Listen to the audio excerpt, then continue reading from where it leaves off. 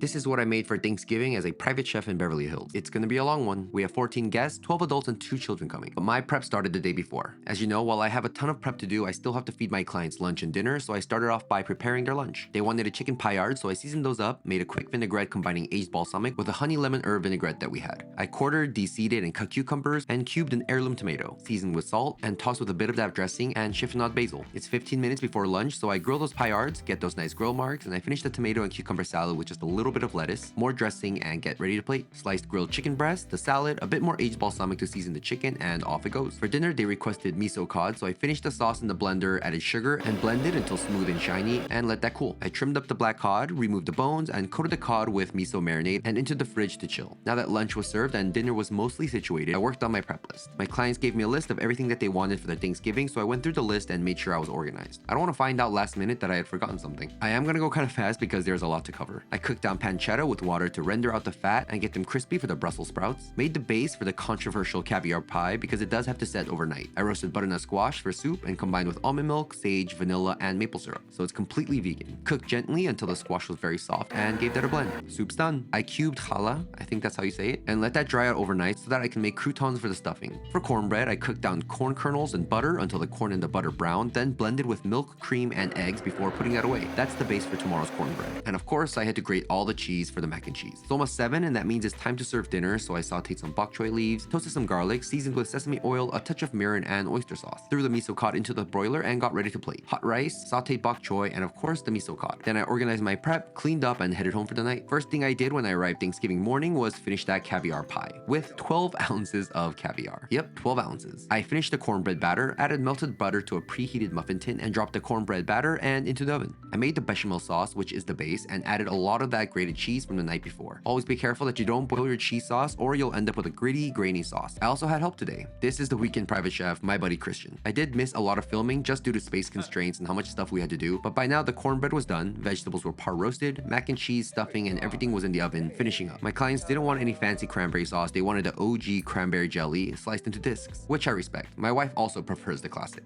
I plated the caviar pie, removed the slice for them to enjoy tomorrow, surrounded with crackers, and off they went. My clients don't do a traditional turkey, they've always ordered a Peking turkey from a restaurant for years, and this year is no different. All they have me do is reheat it, break it down, slice a little bit of the meat, and then turn the rest into wraps. Chinese pancakes, hoisin sauce, Peking turkey, cucumbers, green onions, rolled up and ready to go. The final spread was brown buttered mashed potatoes, gravy, special rice, mac and cheese, fennel sausage and spinach stuffing, roasted Brussels with a maple vinaigrette and pancetta, sweet potatoes with marshmallows, charred cauliflower, cornbread with butter and honey, Peking turkey wraps, and of course the ham. I actually didn't get any footage of the pavlova, sadly. But yeah, that was it. Hope you guys had a good Thanksgiving.